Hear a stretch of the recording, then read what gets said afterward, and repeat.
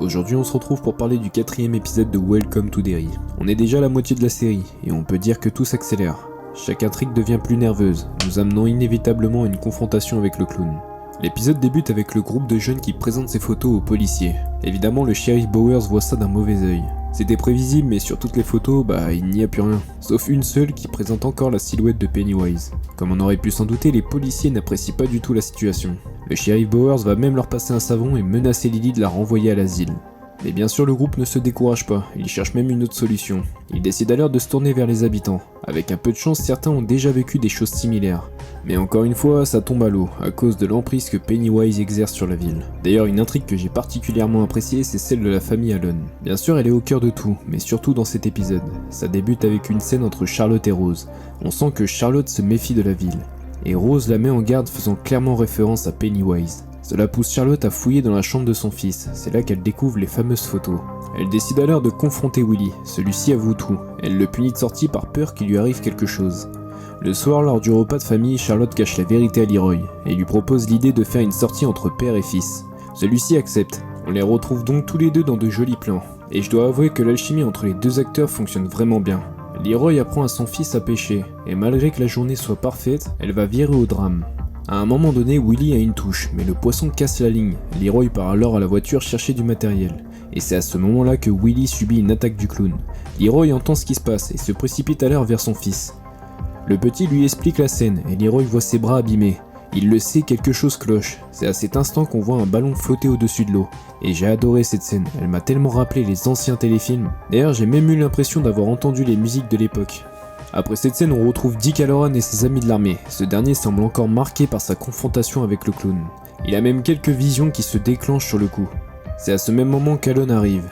Il va alors questionner Hallorann, mais l'échange entre les deux est plutôt tendu. Jusqu'au moment où Allen va se confier sur l'attaque de son fils. Hallorann va faire preuve d'empathie à son égard, comme s'il était personnellement touché. Et j'ai trouvé ça très intéressant car ça crée un parallèle avec Shining. Hallorann a toujours eu ce côté protecteur. D'ailleurs, ce dernier va lui confier que même lui, il ne sait pas exactement ce que le général Shaw recherche, mais il semble tout aussi préoccupé que Leroy. Du côté des enfants, ces derniers se rassemblent après l'attaque de Willy. Ils discutent des phénomènes étranges qui leur arrivent. Bien sûr, la conclusion est la même que dans les films. Ils en déduisent que cette chose essaye de leur faire peur pour pouvoir les dévorer. Lily trouve alors une solution, elle arrive à prendre les médicaments anti-stress de sa mère pour les distribuer à ses amis. D'ailleurs dans cet épisode on revient aussi sur la relation entre Marge et Lily, et celle-ci est clairement dans un état critique. Dans une scène on voit Marge emmener Lily dans un piège pour faire rire les filles populaires du collège. Lily tombe clairement dans le panneau, sauf que quelque chose va se produire. Marge subit une attaque de Pennywise, et honnêtement la scène est vraiment sympa, il y avait vraiment de l'idée. Malheureusement j'ai trouvé ça un peu cliché mais Lily fait tomber son médicament dans les toilettes. Et la scène se termine avec une Marge au sol, remplie de sang, et Lily penchée sur elle en train d'essayer de la calmer. Malheureusement, tout le monde débarque au même moment, que ce soit les professeurs ainsi que les élèves. Et ça sent clairement mauvais pour Lily, il y a de fortes chances qu'elle retourne à l'asile. De son côté, Charlotte Allen s'intéresse de près à la condamnation de Grogan. Elle va voir le shérif Bowers pour discuter et organiser une rencontre avec le prisonnier. Mais l'échange est tendu, Bowers reste totalement fermé à la discussion. Charlotte quitte donc le commissariat puis revient plus tard avec une lettre de la mère de Grogan. Et là on touche un autre point fort, la série dégage tellement l'ambiance des années 60 qu'on est complètement immergé dans l'histoire. Que ce soit les costumes, l'atmosphère ou les décors, tout est parfaitement travaillé. D'ailleurs le dialogue de Charlotte à ce moment-là est juste excellent. En une seule discussion on ressent tout le contexte politique de cette époque. Et ça honnêtement je trouve ça vraiment cool. Après ça Charlotte réussit à s'entretenir avec Grogan et ce dernier lui avoue que le soir des meurtres des enfants il était avec une femme blanche et celle-ci était mariée. Il a peur des conséquences que ça pourrait avoir pour lui mais aussi pour cette femme. La discussion nous ramène sur le thème du racisme et j'ai beaucoup aimé la manière dont la série traite ce sujet. C'est subtil, crédible et parfaitement intégré à l'histoire. Évidemment, on ne sait pas encore qui est cette fameuse femme, mais si c'est la femme de Bowers, ça expliquerait beaucoup de choses, notamment sa peur de l'avouer à la police. Mais malheureusement pour Charlotte, Polly, le meilleur ami de Leroy, l'a vu entrer au commissariat. Ce dernier va en informer Leroy, celui-ci va confronter sa femme le soir même. Et là j'ai trouvé ça vraiment intéressant, on assiste à l'affrontement entre deux visions opposées. D'un côté on a Charlotte, cette femme de cœur qui défend toutes les causes justes. De l'autre on a Leroy, le militaire qui se bat pour son pays mais qui refuse de défendre un habitant de sa ville.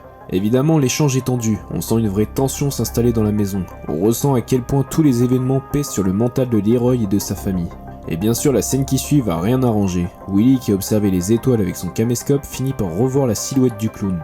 Terrifié, il se met à hurler, son père intervient et le petit lui explique ce qu'il a vu. C'est à ce moment-là que Leroy va disjoncter. Il va sortir en furie dehors cherchant la personne qui traumatise son fils. Il va même s'en prendre à sa femme lui disant que tout ça est de sa faute. Mais malheureusement dehors il n'y a rien du tout. Jusqu'au moment où quelque chose capte son attention. Dans un arbre, un ballon rouge est coincé. La tête d'Alan commence à se décomposer. Il le sait, tout ça va beaucoup trop loin. Évidemment, le lendemain, Leroy confronte le général Shaw. Ce dernier lui explique globalement ce qu'il vit et il exige des réponses. Le général Shaw l'emmène alors dans un couloir face à une vitre teintée. Dans la pièce d'en face, on retrouve Daniel, un jeune Indien capturé. C'est à ce moment précis que Dick Hallorann entre dans la salle et l'interroge. Daniel ne dit rien. Hallorann utilise alors ses dons et entre dans la tête du jeune homme. Et honnêtement, la scène qui suit est plutôt réussie, je trouve. L'idée des souvenirs sous la forme de porte, c'est assez classique mais ça fonctionne très bien. Après ça, Hallorann va ouvrir une porte et on retrouve une Rose plus jeune qui demande à un jeune Daniel de lui raconter l'histoire du galop. Bien sûr, cette histoire est nulle autre que l'histoire de Pennywise. Après ça, l'enfant va commencer à raconter l'histoire, et on apprend que les Indiens avaient fabriqué une dague avec les fragments de la météorite qui contenait le clown.